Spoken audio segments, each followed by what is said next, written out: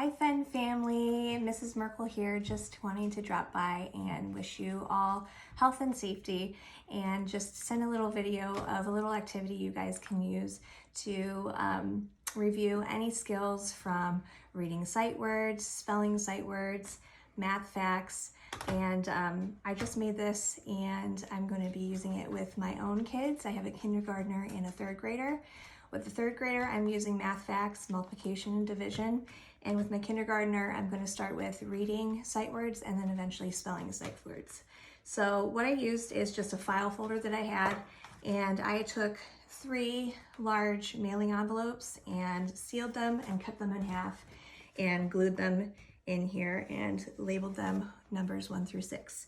So what we are going to do is, for reading the sight words, I just picked like 10 to 15 sight words, and you start with number 1, you take the cards out, you have your child read them. If they can read them automatically, you're going to put those cards into number 2. If they are struggling with them, you're going to leave them right in number 1. And then you close it, you move on with your day. This is not supposed to be a really laborious activity. This is just supposed to be a quick and easy activity that you can do once a day. And so eventually you're gonna start moving cards. Any word that your child cannot read automatically stays in whatever envelope it's in. As your child reads them, you're going to continue to move them throughout the different envelopes. And then eventually you're going to be able to move them out of the folder if they can read them. Now I do have words starred. That's my indication that they will have to spell it as well. So what I'm going to do is I'm going to work on reading it first, and then those words that they're supposed to spell, I'm going to pull out and do it again with spelling. But anyway, as they read them, they move on throughout the folder. And this is helpful because I get to know what words my child knows quickly and what words my child needs to really work on. And it also can help me identify any patterns. For example, if I can see that they're having a really hard time with a certain vowel, I can review that throughout the day, and we can practice it. If my child is continuing to get a word wrong, I'll say the word, spell it for them, and say the word again, and then have them repeat that.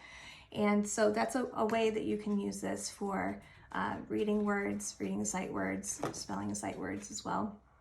And also with math facts, it's the same way. You start with all your cards, again, 10 to 15 cards in number 1. If your child can get that math fact, then slip it into the next numbered envelope as you do it.